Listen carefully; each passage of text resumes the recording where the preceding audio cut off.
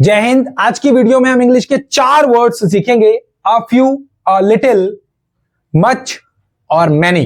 इन 4 words का use कहां कहां हम करते हैं उसके बारे में इस वीडियो में फटाफट हमें पता लगेगा। तो बिना देरी करे स्टार्ट करते हैं। देखिए, a few versus a little दोनों को कहां इस्तेमाल किया जाता है, इसी तरह से मैनी और मच कहां इस्तेमाल किया जाता है, इसको पहले हम सीखेंगे। उसके बाद एक एक्सरसाइज करेंगे ताकि हमें बहुत अच्छे से यह आ जाए। देखिए, सबसे पहले आपको पता होना चाहिए कि आपके पास में कोई भी नाउन होता है वो 2 तरह का होता है। Number 1 is countable and number 2 is uncountable. Uncountable, countable noun जिन्हें हम गिन सकते हैं, अनकाउंटेबल नाउन जिन्हें हम नहीं गिन सकते। तो यहां पर बस इन्हीं 2 का हम इस्तेमाल कर इन दोनों वर्ड्स को आराम से सीख लेंगे। इनको भी हम इसी तरह से सीख लेंगे। देखिए, जब हम काउंटेबल की बात करते हैं, जिन्हें हम गिन सकते हैं, उसके साथ हम अ फ्यू लगाते हैं, और जहां हम अनकाउंटेबल हो वहां पर हम अ लिटिल यूज करते हैं। इसी तरह से यहां भी अगर मैं बोलूं कि हमारे पास नाउन है और उसको हम 2 टाइप्स में बांट सकते हैं। Number 1 is countable and number 2 is uncountable. तो यहां इसको याद कैसे करते हैं वो भी बताया जाएगा आपको। काउंटेबल्स के साथ हम मैनी वर्ड यूज करते हैं और अनकाउंटेबल के साथ हम मच यूज करते हैं। इनका मतलब क्या होता है ये भी तो समझना जरूरी है, क्योंकि हमने बोल दिया यूज करते हैं। अब कैसे यूज करते हैं? देखिए, फ्यू का मतलब होता है संख्या में थोड़ा। जिन्हें हम गिन सकते हैं उसे तो संख्या बोलेंगे, 1 2 3 4 5 6 7 8, और जिन्हें नहीं गिन सकते उसे मात्रा बोलेंगे। तो यहां पर हम बोलेंगे संख्या में थोड़ा, इसको हम कहेंगे मात्रा में थोड़ा। मात्रा में थोड़ा, मात्रा में थोड़ा। नेक्स्ट हम काउंटेबल के साथ सीखेंगे, तो इसको हम बोलेंगे संख्या में अधिक, और यह हो जाएगा हमारा मात्रा में अधिक।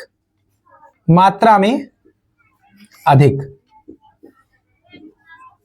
देखिए, जब हम किसी को थैंक यू बोलते हैं और हमें बहुत ज्यादा थैंक यू बोलना होता है, हम थैंक यू को गिन नहीं सकते, तो हम बोलते हैं थैंक यू सो मच। क्या वर्ड यूज करते हैं? Thank you so much.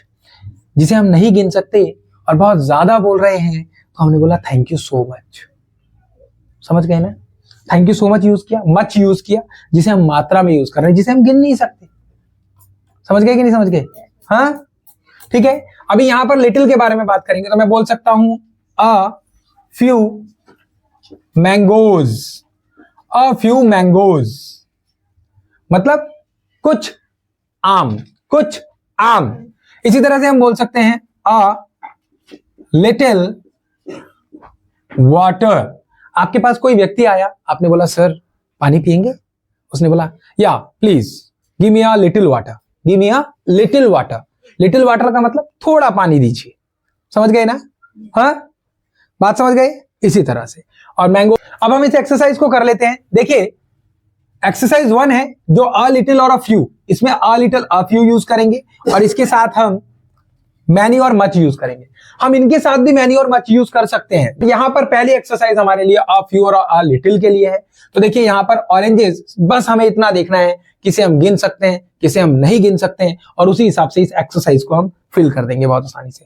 Oranges, संतरे जिन्हें हम गिन सकते हैं, यानी जो संख्या में थोड़े हैं, तो हम यहां बोलेंगे अ फ्यू ऑरेंजेस। इसी तरह से ये जूस, जूस को हम गिन नहीं सकते, तो हम यहां क्या बोलेंगे अ लिटिल ऑरेंज जूस। क्या हम आइस को, बर्फ को गिन सकते हैं? नहीं गिन सकते, तो हम बोले लिटिल आइस। शर्ट्स, कमीजें जो हम पहनते हैं उसे हम गिन सकते हैं? बिल्कुल गिन सकते हैं। मेरे पास आई हैव मैं बोल सकता हूं I have a few shirts, मेरे पास कुछ शर्ट्स हैं। इसी तरह से गन, गन तो आपको पता ही है, सभी को पता है आजकल गन के बारे में। हमारा देश शांति प्रिय देश है और हम गन की बातें ज्यादा करते हैं आजकल। इसको हम क्या गिन सकते हैं, इसको भी तो हम बोलेंगे अ फ्यू गन्स। सोप, साबुन गिन सकते हैं, साबुन, साबुन को गिन सकते हैं, सर्फ को नहीं गिन सकते। तो साबुन के लिए भी हम बोलेंगे अ फ्यू सोप। मिल्क, दूध को हम गिन सकते हैं क्या, नहीं गिन सकते, तो हम बोलेंगे a little milk. Pen, pen जो आपके हाथ में कलम है उसे गिन सकते हैं, बिल्कुल गिन सकते हैं, तो हम बोलेंगे अ फ्यू पेन्स। इसी तरह से आप और भी बहुत सारे जितने भी आपके घर के अंदर सामान है उनके आगे अ लिटिल और अ फ्यू वर्ड यूज करके उनको बोलिए। नेक्स्ट हम देखिए एक्सरसाइज 2 करते हैं। There are dash boys in our class. मेरी क्लास में बहुत सारे बॉयज हैं, बहुत सारे। क्या बॉयज को गिन सकते हैं, बिल्कुल गिन सकते हैं, तो हम यहां पर लिखेंगे संख्या में अधिक, काउंटेबल है तो मैनी का यूज करेंगे। There are many boys in our class. उसके बाद में Kavita has dash toys. Kavita के पास बहुत सारे खिलौने हैं, क्या खिलौने गिन सकते हैं, यस, तो हम यहां पर बोलेंगे Kavita has many toys. There was dash rain last night. कल रात को बहुत सारी बारिश हुई। अब ये बताइए कि क्या बारिश को गिन सकते हैं, नहीं गिन सकते, तो हम यहां पर उसको ये हम मच का, there was much rain last night.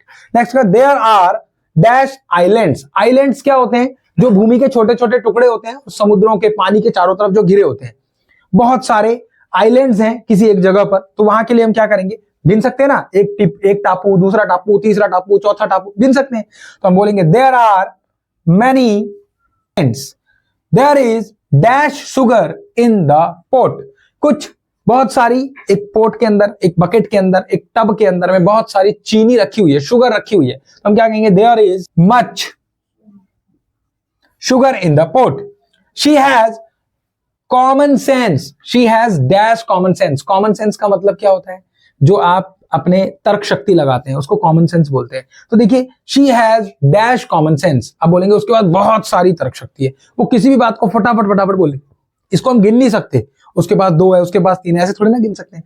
आपको बोलेंगे आपके पास थोड़ा दिमाग है, आपके पास बहुत सारा दिमाग है, दिमाग को गिन नहीं सकते आप।